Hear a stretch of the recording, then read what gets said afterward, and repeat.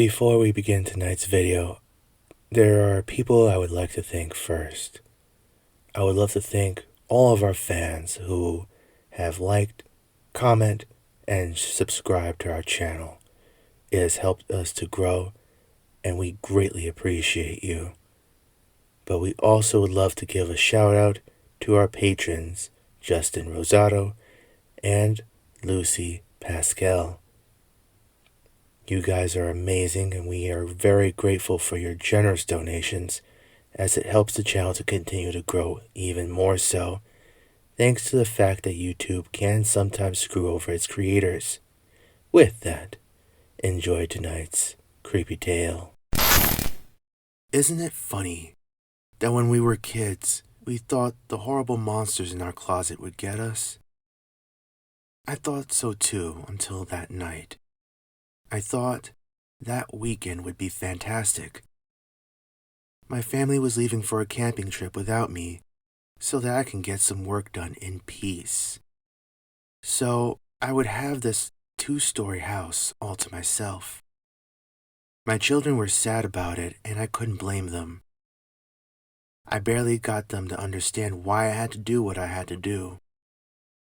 My wife tried to calm them down, as I helped her pack everything up into her car. After bribing them with snacks and being able to play in the park, when they arrived at the campground, they quickly hopped in the car and waited for their amazing mother to get in and drive. My wife and I laughed at this as we kissed goodbye. I thanked her multiple times for understanding, and she, of course, joked about how I owed her big for this, and that I needed to go with them next time. I told her how much I hoped that I could, but my work had to get done. With that, they drove off. This left me with the house, housework, and my pets to myself. I suppose before I can continue this story, I need to at least tell you what I do for a living. I'm a delivery driver at night and a writer by day. Unfortunately, my writing career hasn't taken off quite yet, hence why I needed this job until then. Part of the problem was that I would get a chapter written and then get writer's block, hence why my wife wanted me to go with them this weekend. She figured it would help, but I assured her that it wasn't going to help and that I would be okay. That night, after I got home from work, I was so tired to even try to write despite how much I truly wanted to. My cat bothered me for food, so I fed her and went to bed. I locked the doors and walked around the house for the last time that night before going to sleep. I quickly fell into a deep sleep until I heard a gentle knock on my closet door. I woke up and checked my phone for the time. It showed 2:45 a.m. I tried to listen to it again, but barely heard it. Then the noise proceeded to get a bit louder as I arose from my bed, believing it to simply be my cat somehow getting stuck in the closet again. However, I was paralyzed by fear, as when I looked down to the edge of the bed, my cat was by my feet, sound asleep. The tapping, however, grew a bit louder behind my closet door. My cat barely responded to the noise, so I thought I had to be hallucinating. Maybe the combination of listening to horror narrations and the lack of sleep were finally getting to me. It's what I had thought until even my cat jumped up from the thump against the closet door. I then shouted, "What the hell?" My cat Carmel and I stared at the door. It felt like time dragged on its heels, as I almost begged for it to have been something in the closet falling to the ground. I would feel stupid about it, but at least I knew I would be safe. Carmel left the room, leaving just me and whatever was behind the closet door. The adrenaline was wearing off around 3 a.m., as I felt my eyes get heavy. I told myself that I would check whatever fell in the morning and made the mistake of going back to sleep. My head touched the pillow and I was only asleep for a few minutes when I heard a blood-curdling scream come from my closet, as the doorknob to the closet was practically being forced off the door for whatever was on the other side. I jolted up and grabbed the nearest thing to protect myself from the creature. I knew it wouldn't be enough, but something was better than nothing. The thing behind the door began to bang on the door over and over again as my eyes widened. What scared me more than anything was the voice sounded like a man begging for his life. The closet door gave off the shape of an unknown man screaming for his life. But what scared me even more was the indentation of some hideous creature feeding on the man's neck. No door should have been able to show such a gruesome sight, and yet it did. As the creature fed upon the man, I could hear flesh and bone being ripped away as the man stopped screaming. It was then that everything went silent. The following morning, I hoped and prayed that it was all just some freaky dream. However, as I slowly opened my closet door, a black duffel bag was on the floor. It had a knife, a gun, and some rope, and what I could only assume to be chloroform. Everything else seemed to be as I had left it the night before. Then I saw what looked to be a cell phone in an unzipped side pocket of the bag. When I saw it, I became as white as a ghost and my blood felt as cold as ice. It was my wife calling. I didn't answer, but I did look through the call logs and texts. The text messages showed that my wife was seeing whoever it was that was in my closet last night. They had planned out my death, and she was getting worried if the man, Brandon, was okay. I searched deeper in the closet, but didn't see anything. However, something whispered in my ear. Don't worry. She's next. I know my wife cheated on me and wanted me dead, but it was the kids that I was worried about. I tried to stop the creature, but it disappeared. In the blink of an eye, the creature that just saved me disappeared into thin air. I wish I could say that I was brave enough to have gone after the creature, but I didn't. Instead, my plan was to wait it out. Unfortunately, I didn't have to wait long.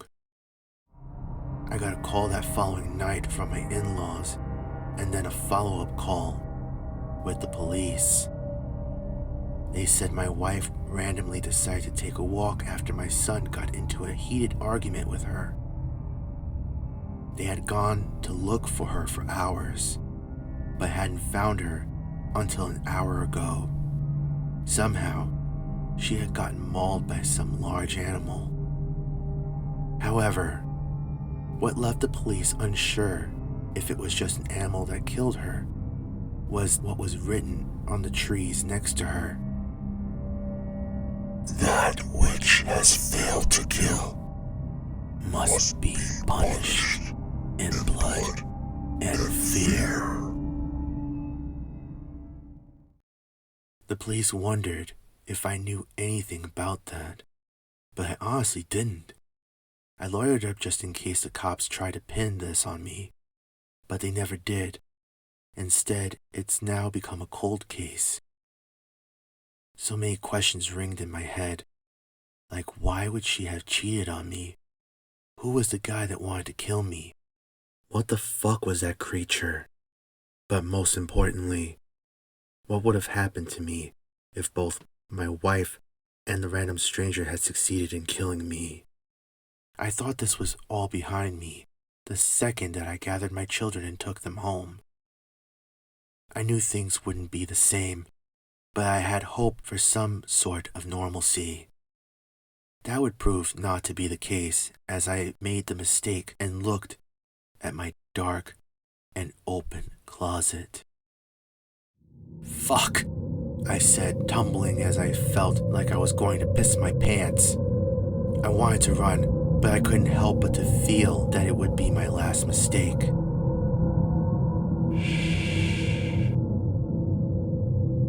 It said, with a long finger to its lips, I'm not here to kill you. Just to make a simple offer. "What offer?"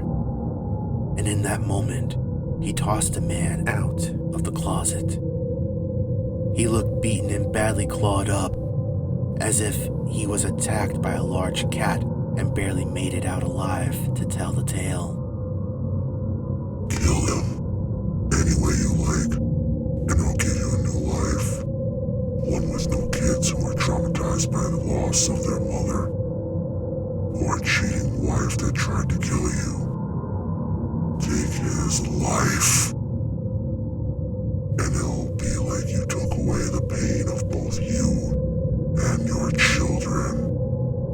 Part of me wanted to ask the cliche question of what would happen if I didn't, but the creature that was so tall that he had to lurch under the wooden door frame of my closet to speak to me with its glowing yellow eyes scared me to the point where I couldn't speak. You're probably wondering why I'm doing this. Rest assured, there's no strings to this. I'm just punishing the failure who made a bargain with me. They made a bargain. Your life, for life, all to themselves, with no one able to punish them for it. Such fools. Suddenly a long, well-kept knife appeared in my hands. Time is ticking, Demitri. Do it. What choice did I have? A fresh start, revenge on the bastard who was sleeping with my wife, and my kids wouldn't feel pain anymore? How could anyone pass it up? I walked up to the man and hesitated for a bit as he started to beg for his life so weakly that I could barely hear him. As I plunged the knife deep into his abdomen, I whispered into his ear, "Say hi to my wife in hell for me." True to the creature's word, that life was erased. I had no children or a wife that wanted me dead.